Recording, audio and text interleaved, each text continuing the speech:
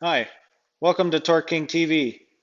Today we'll be going over who we are, what we do, and how these videos can help you. My name is Jesse. I'm the host of Tor King TV. Tor King, formerly known as Quad 4x4, is one of the largest stocking warehouses of OEM parts for four-wheel drive vehicles in the United States. Our inventory includes parts for Ford, GM, Dodge, Jeep, and International 4x4 vehicles from 1941 to current. Also offered are many made in Montana tools made by us, service manuals made in Montana by us, as well as remanufactured obsolete parts from the 60s and 70s.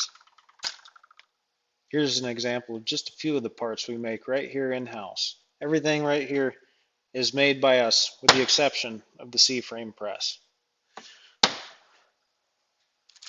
These are ball joint adapters. They do ball joints for some Dana 44s with slight modification, Dana 50, 60, as well as the AAM 9 1/4 axle in the newer Dodge pickups. For that, we use the longer throat C-frame press. Makes for a much easier install and removal with the longer one versus the shorter one that you mostly see online that only comes to about here. Also, we've made U-joint adapters for this press, removers as well as installers. If you've ever bent a yoke on an axle shaft or a drive shaft, this tool is for you. You'll never bend a yoke again. Put these on the tool,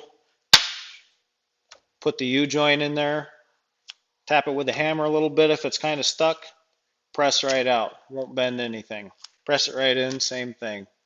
Easiest U-joint you'll ever change with these tools right here. Also, some of our tools include wheel seal installers for Fords. This is for some of the newer Fords with the vacuum front hubs. Dodge fifth gear nuts, as well as the GM version fifth gear nut wrenches, as well as wheel seal and bearing installers. And over here, this is one of our interaxle seal tools. For most common ones are for the Dodge with the central axle disconnect unit. We sell hundreds of those a year. We've never had anyone have an issue with our tool. If you've ever put a seal in, have it start leaking right away, this tool's for you. We've had customers come in, they spent more on seals just trying to get it right the first time than they have spent on a tool. This tool will make your job a lot easier along with the rest of these tools. This is a differential adjuster nut wrench. It's for some Dana axles have the nuts in them versus the shims for your backlash. Comes in real handy. You can put a torque wrench on it, get it to torque spec. This is another tool that we make. It's for the Dodge open knuckle kingpin axles. That big kingpin on the top, this is for taking that out and putting a new one in. Here we have our two most popular examples of our repair manuals. One for the NV4500 transmission that you find in a lot of Dodges and Chevys, and also the New Process 205 rebuild manual. And to complement the 205 manual, we also offer no longer available idler shims that we manufacture, and we also make the handy dandy tool for installing them so you don't drop one when you put your transfer case back together. Here's some of the parts that we offer for the older vehicles, 60s and 70s. The large closed knuckle seal kit as well as the small, we have that one as well. We have a lot of these used Spicer internal hubs.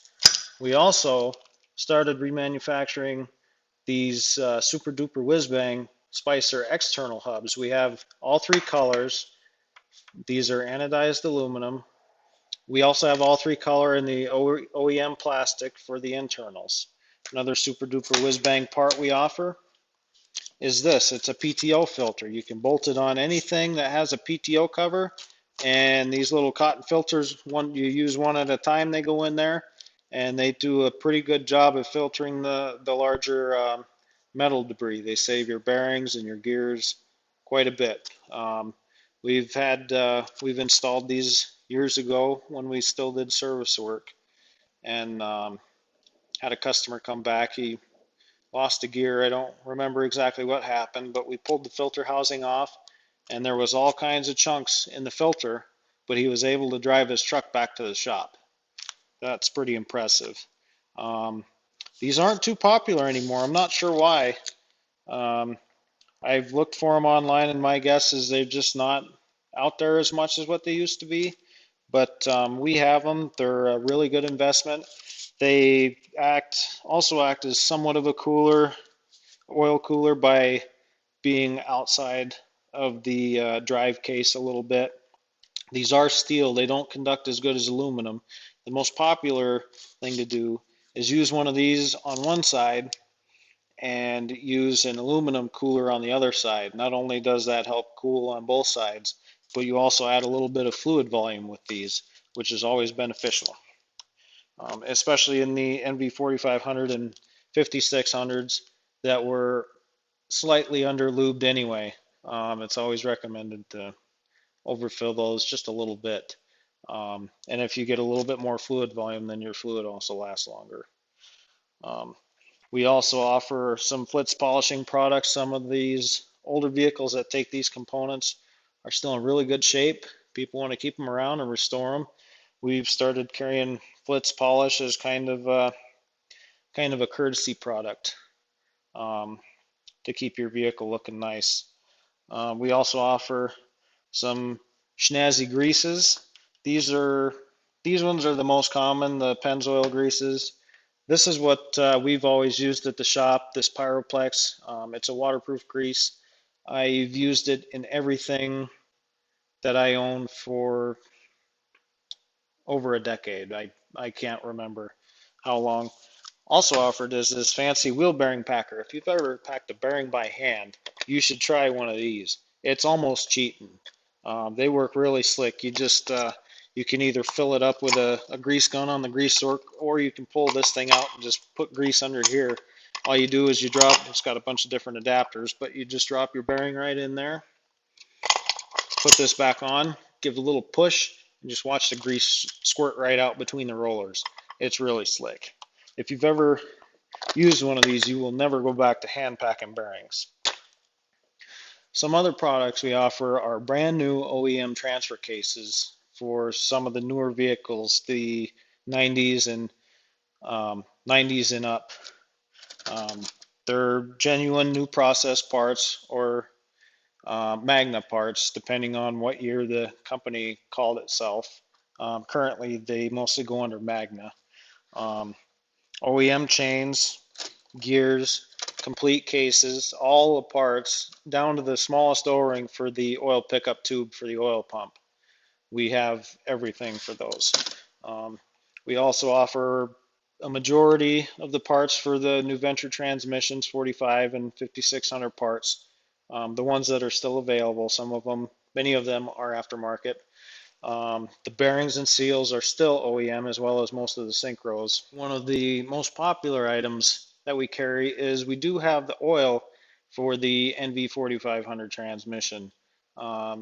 Castrol Syntorq used to be a Castrol Syntorq product. They have since quit making it. You can get stuff from the dealer that is a very close equivalent. The Syntorq was a 7585. If I remember right, I read that the GM and Dodge equivalent now is a 7590, which is also what the AMSOIL product is. It's close, but I've heard good and bad with that product. We do sell 7585 GL4. It's always in stock, great price, way better than you're ever going to find at the dealer. Some of our other super duper whiz bang parts.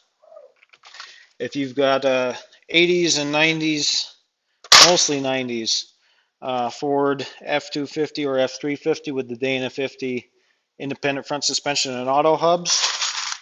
I bet you're gonna, at some point in your life, look for one of these. I've got a whole box. The spindle nut retaining clip for those vehicles with auto hubs. They're really hard to find. If you can find them, it's usually in a hub service kit, which is $100 and something a piece for one side, and you get one clip out of it. And most of the time when you service your front end, you're going to need both clips. Um, and we have a whole box of them. It's also one of our more popular items. We also carry a variety of worn winches and lockout hubs, as well as some of the worn grill guards and winch bumpers.